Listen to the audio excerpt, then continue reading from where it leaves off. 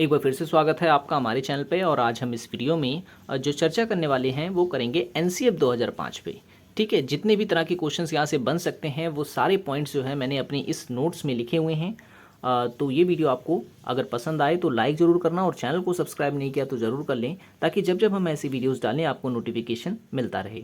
ये वीडियो जो है, अगर आप तैयारी कर रहे हैं सीटेट की, DSSP के किसी एग्ज़ाम की, या KVS की, या किसी भी टीचिंग एग्ज़ाम्स की, तो आप हमारा ये वीडियो देख सकते हैं। अगर आप CDP की वीडियो देखना चाहते हैं तो जो है लिंक जो है मैंने इस वीडियो की डिस्क्रिप्शन में दे दी है, जहाँ पर हर एक टॉपिक पर जो है वीडियोस आपको मिल जाएगी CDP के। ठीक है, तो चलिए शुरू करते हैं एनसीएफ 2005। तो एनसीएफ 2005 की अगर हम बात करें, एनसीएफ का यहाँ पे फुल फॉर्म क्या होता है? ठीक है, तो राष्ट्रीय पाठ्यचर्या रूपरेखा 2005। ठीक है, तो होता क्या एनसीएफ, सबसे पहले मैं ये बता देता हूँ। तो भारत स्तर पर जितनी भी स्कूल हैं, ठीक है, जितने भी स्कूल हैं, प्राथमिक हो तब चाहे वो माध्यमिक हो, वहाँ पर जो शिक्षा व्यवस्था होगी वो किस प्रकार की होगी, वहाँ क्या पढ़ाया जाएगा, ये सब का निर्धारण जो है, जो किया जाता है, वो एनसीएफ के तहत ही किया जाता है। तो हम ये कह सकते हैं कि एनसीएफ जो है वो एक प्रकार का जो पाठ्यक्रम होता है स्कूलों में, उसको बनाता है, उसको निर्धारित करता है। ठीक है, कि बच्चे को कौन सा विषय किस तरीके से पढ़ाया जाएगा, क्या पढ़ाया जाएगा, ये सब एनसीएफ में होता है। ठीक है, तो एनसीएफ जो है वो भारत में समय समय पर आते रहे हैं। जैसे कि 1975 में पहली बार एनसीएफ आया था, फिर 1988 में आया था, फिर 2000 में आया, 2005 में आया, फिर 2009 में आया, और 2022 में आया। ठीक है, तो हम जो चर्चा कर रहे हैं वो 2009 के पे 2005 वाले पे चर्चा कर रहे हैं। ठीक है, क्योंकि यहाँ से अभी क्वेश्चन ज़्यादा पूछे जाते हैं। 2022 पे मैं एक अलग वीडियो बनाऊंगा। ठीक है, क्योंकि अभी हाल में आया है 2022 का, तो इस पे जो है क्वेश्चंस अभी नहीं पूछे जाएंगे। ठीक है, तो जितने भी क्वेश्चंस इस पे पूछे जा सकते हैं उसके लिए मैं एक अलग से वीडियो बना दूंगा। और 2009 का जो था, ये था national curriculum framework for teacher education. ठीक है, ये टीचर एजुकेशन वाला था 2009 वाला। तो पूछे अगर कितनी बार आया, तो 6 बार एनसीएफ आ चुका है। ठीक है, एनसीएफ 2005 का निर्माण किसने किया है? तो एनसीएफ 2005 का निर्माण किया गया है एनसीईआरटी द्वारा। ठीक है, एनसीईआरटी द्वारा निर्माण किया गया है इसका। और एनसीएफ 2005 जो है वो एक संशोधित रूप है किसका? तो एनसीएफ 2000 का।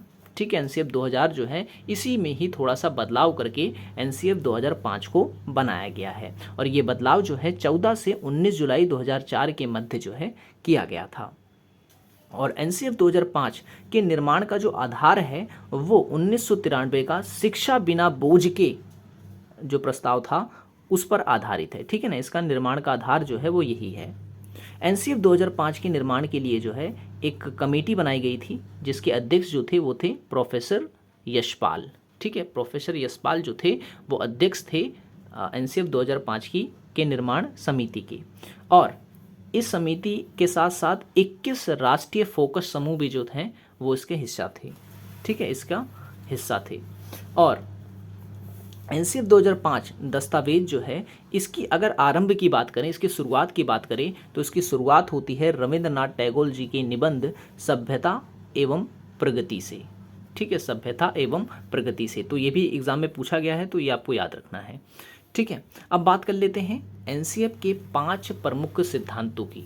ठीक है, ये तो बहुत ही इम्पॉर्टेंट है, यहाँ से क्वेश्चंस बार बार पूछे जाते हैं। तो पांचों सिद्धांत आपको पता होने चाहिए। जैसे कि सबसे पहला है विद्यालय के ज्ञान को बाहरी जीवन से जोड़ना।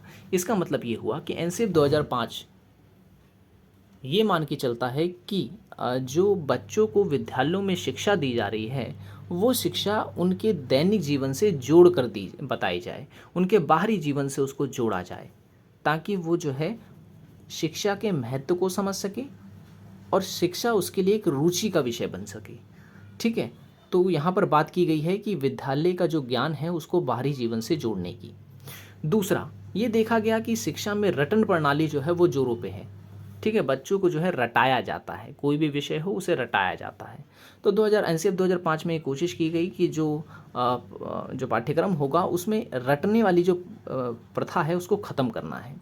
ठीक है, तो रटन प्रणाली को मुक्त करना भी एनसीएफ 2005 का उद्देश्य था। और पाठ्य पुस्तक ऐसी हो जो कि पाठ केंद्रित ना हो, बल्कि बालक का चहुमुखी विकास करने वाली हो। ठीक है, चहुमुखी विकास करने वाली हो। परीक्षा परीक्षा की बात की गई तो कहा गया कि परीक्षा जो होगी वो लचीली होनी चाहिए, ठीक है, लचीली होनी चाहिए। और कक्षा कक्षा जो हो वो प्रजातांत्रिक हो, जिसमें अध्यापक और जो छात्र होंगे वो अपने विचारों का आदान प्रदान कर सके। छात्र जो हो वो बिना भय के अपने विचारों को अभिव्यक्त कर सके और अध्यापक जो है उसके विचारों को सुने। तो इस प्रकार का जो कक्षा का वातावरण होता है वो प्रजातांत्रिक कहलाता है। तो एनसीएफ 2005 में इस पर भी फोकस किया गया, ठीक है। तो एक बार फिर से बता देता हूँ कि 5 प्रमुख सिद्धांत कौन कौन से हैं। पहला था कि जो ज्ञान है उसको बाहरी जीवन से जोड़ा जाएगा। दूसरा, रटने की जो प्रणाली है उसको ख़त्म किया जाएगा। बालकों का चहुमुखी विकास किया जाएगा। परीक्षा लचीली बनाई जाएगी और जो कक्षा का वातावरण होगा वो प्रजातांत्रिक बनाया जाएगा, ठीक है। ओके, अब उसके बाद कुछ विशेषताएं हैं एनसीएफ की। हालांकि एनसीएफ बहुत बड़ा है, ठीक है, तो मैं इसमें वो पॉइंट्स लेके आया हूँ जहाँ से क्वेश्चंस अभी तक पूछे गए हैं, ठीक है, रिपीट जहाँ जहाँ से किए जाते हैं वो पॉइंट्स मैंने यहाँ पे लिख लिए हैं।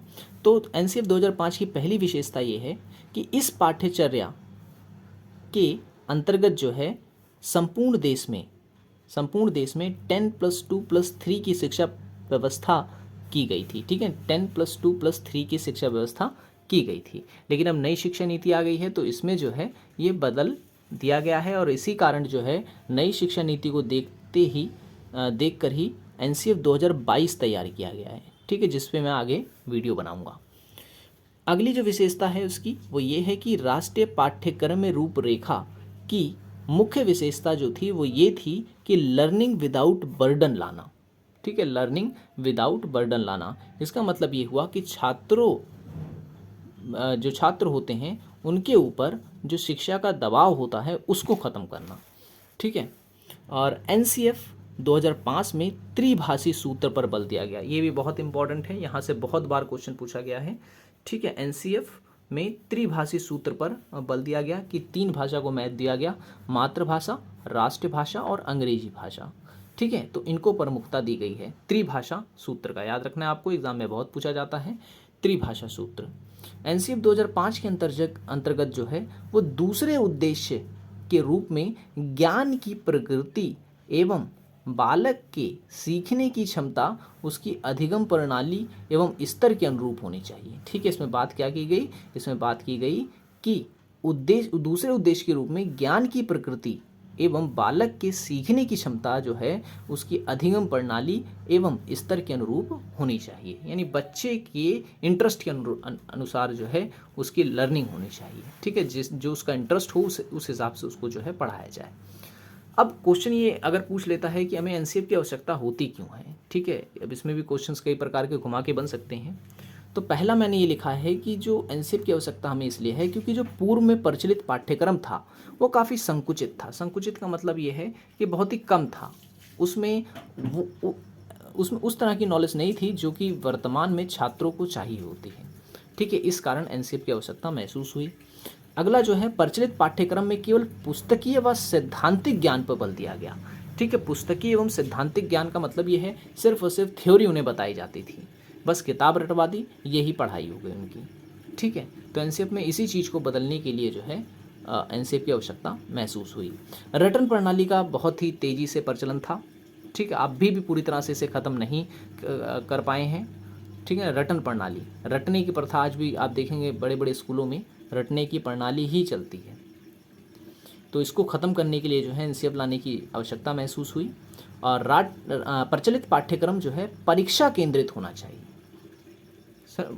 मतलब होता था, इसको बदलने के लिए भी एनसीएफ की आवश्यकता पड़ी। पहले क्या था कि किताब होती थी, उसे पढ़ना है और उसी से पेपर दे देना, बात ख़त्म। लेकिन इसी चीज़ को बदलने के लिए जो है एनसीएफ की आवश्यकता महसूस हुई कि भाई जो पाठ्यक्रम होगा वो परीक्षा केंद्रित नहीं होगा। अगला जो है वो प्रचलित पाठ्यक्रम में तकनीकी और व्यावसायिक शिक्षा की कमी। पहले जो पाठ्यक्रम होता था एनसीएफ 2005 से पहले, उसमें किसी भी प्रकार की टेक्नोलॉजी वगैरह का जो ज्ञान है, जो शिक्षा है, तकनीकी शिक्षा जो है वो नहीं दी जाती थी, ठीक है। तो इसको भी जो है शिक्षा में शामिल करने की बात की गई और इसी कारण एनसीएफ 2005 का निर्माण किया गया। तो ये एनसीएफ की आवश्यकता है, आप चाहें तो उसमें और भी पॉइंट्स बना सकते हैं, ठीक है। तो एनसीएफ क्योंकि बहुत बड़ा है, जैसे कि मैंने बताया, कि एनसीईआरटी में ये भी बताया गया है कि गणित की शिक्षा बच्चों में किस प्रकार दी जाएगी, किस तरीके से दी जाएगी, सामाजिक विज्ञान किस तरीके से पढ़ाया जाएगा, विज्ञान किस तरीके से पढ़ाया जाएगा, भाषा जो है किस तरीके से उसको बताई जाएगी। ठीक है, तो ये बहुत ही बड़ा है। तो अगर आप किसी बड़े एग्ज़ाम की तैयारी करते हैं, जैसे कि टीचिंग एग्ज़ाम हो गया, स्टेट लेवल पे जो टीचिंग एग्ज़ाम्स होते हैं, ठीक है ना, प्रोफेसर वगैरह की अगर आप तैयारी करते हैं तो आपको ये पूरा का पूरा पढ़ना पड़ता है। ठीक है, तो अभी जो मैंने ये बनाया है ये आपके जो है सीटेट वगैरह एग्ज़ाम के लिए बहुत ही इम्पॉर्टेंट है। जितनी आपको ज़रूरत होनी चाहिए उतनी मैंने इसमें जो है इस वीडियो में आपको करवा दिया है। ठीक है, वीडियो पसंद आया हो तो लाइक ज़रूर कर देना, चैनल को सब्सक्राइब नहीं किया तो ज़रूर कर लें, ताकि ऐसी वीडियोस जब जब हम डालें आपको नोटिफिकेशन मिलता रहे। मिलेंगे हम नेक्स्ट वीडियो में। Thanks for watching this video.